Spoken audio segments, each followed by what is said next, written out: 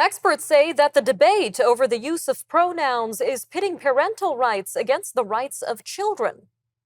Politicians and others who support policies aimed at parental permission requirements for the use of preferred pronouns at school say that they're about including parents in the lives of their children.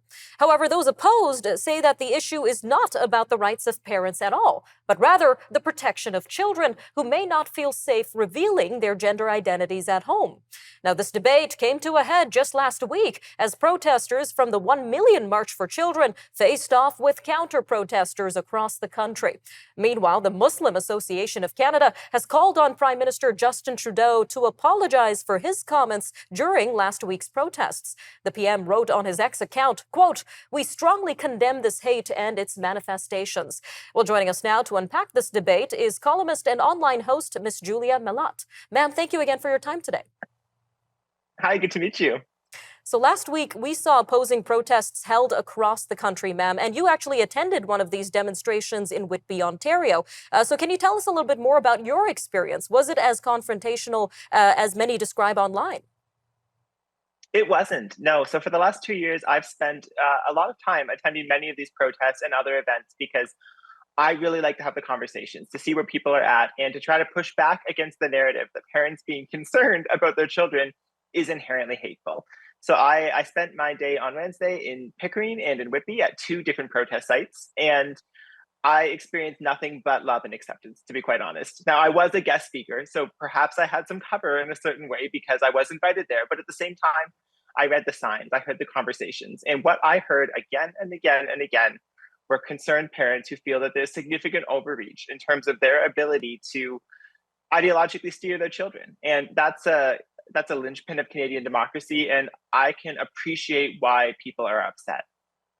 All right, Ms. Malott. Now, we know these protests were around gender pronoun policies at schools, but have more evolved to become about the rights of parents versus the protection of children. So what do you make of the concerns expressed by both sides here, and do they have to be mutually exclusive? Absolutely. We've heard concerns about parental stewardship for a long time. I know they date back to the 70s. And it can come in lots of different forms. But what we've seen this year has been one of the most exaggerated cases I've ever seen before, where we have childhood social transitions that are taking place in schools. This is where a kid wants to change their name and wants to change their pronouns. And almost every school board in this country has a policy that they will not tell parents if the child does not want their parents to know. And there's a lot of history of why this has come to be the way that it is. But parents have become aware of this in the last 6 to 12 months due to a lot of pushback. And understandably, they're upset. They are not happy to hear that the school will hide something like this from them. And I know that you wrote in the National Post recently that parental rights and trans rights can actually coexist. So can you tell us a little bit more about this and what it can look like? Yeah, absolutely. It's so interesting to me right now that there is a small group on the far left who is acting as though these are incompatible. There was an Angus Reid poll that came out about a month ago, and I think it said 81 or 82% of Canadians feel that parents should be involved in this sort of a matter. Some think that parents should have the ability to say yes or no whether their child can do this. Some just think parents should know about it. But there's only a small percentage of Canadians who think that this is something that parents should not know about at all, that should proceed behind their back. And as I see it, that is not anti-transgender. That is pro-parenting. That is respecting the relationship between a parent and a child. I have a daughter. I'm very involved in her life, and I would be livid if the school was moving forward with these sorts of things without me. And it's almost comical because I have to sign loads of forms all the time. Over the years, as we add more and more forms due to liability, I have to sign photo consent forms. I have to sign field trip forms for her to walk across the street.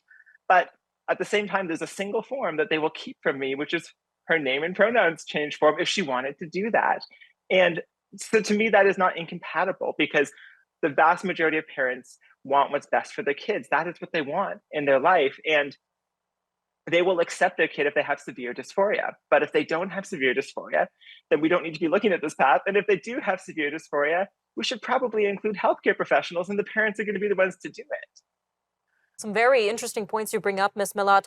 Just a quick 30 seconds left here for you, ma'am. But what does the ideal system look like for you? Including parents, always including parents in these sorts of matters. And I think as long as we do that then these two sides can get along perfectly fine. All right. Ms. Malott, thank you again for joining us today on Forum Daily. Thanks for having me.